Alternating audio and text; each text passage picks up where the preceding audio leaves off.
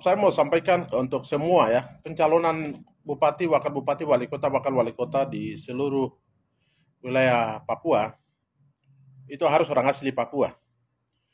Masyarakat Papua atau orang asli Papua itu tidak usah cari regulasi. Regulasi itu otonomi khusus. Papua itu diberikan otonomi khusus adalah regulasi. OSUS itu adalah regulasi. Jadi oleh karena itu saya sampaikan sebagai ketua MRP Provinsi Papua Tengah dan juga ketua asosiasi MRP Setanah Papua. Saya sampaikan kepada seluruh lapisan masyarakat setanah Papua, baik yang Papua asli OAP maupun non Papua, ini sudah saatnya kita harus menghormati hak politik orang asli Papua. Dan jangan cari regulasi. Regulasi itu adalah undang-undang otonomi khusus, adalah regulasi bagaimana ada kekhususan untuk orang asli Papua. Nah, kekhususan untuk hak politik pemerintahan ekonomi bagi orang asli di Papua itu adalah undang-undang otonomi khusus itu jamin. Oleh karena itu, bupati, wakil wali kota, gubernur, wakil gubernur adalah orang asli di Papua. Itulah yang diharapkan oleh bangsa ini, diharapkan oleh negara, ya, sehingga orang Papua harus bangkit dari semua sektor pembangunan, bukan minta merdeka, ya. Orang Papua bukan minta merdeka, tapi orang Papua bagaimana bisa bangkit dari semua sektor pembangunan, baik dari pembangunan politik, ya, pendidikan, kesehatan, juga infrastruktur ya, sosial, budaya dan juga ekonomi. Orang Papua harus bangkit. Tidak bisa itu orang Papua nanti regulasi tidak ada. Oh, tidak, negara sudah memberikan otonomi khusus itu bagi orang asli di Papua. Sehingga orang saudara-saudara non Papua yang ada di tanah Papua jangan monopoli hak orang asli Papua. Dan juga datang ke Papua untuk cari makan, bukan mencari jabatan, bukan cari kedudukan atau mau menjajah orang asli Papua di atas tanah Papua. Tidak boleh.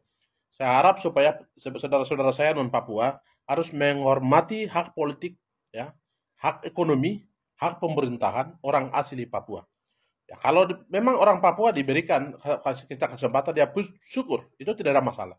Tetapi jangan monopoli. Tapi hak dan kita harus sama-sama angkat topi dan menghormati hak politik orang asli Papua, hak ekonomi pemerintahan yang ada di sana. Itu yang saya sampaikan untuk bagi semua saudara-saudara saya orang non Papua yang ada di tanah Papua.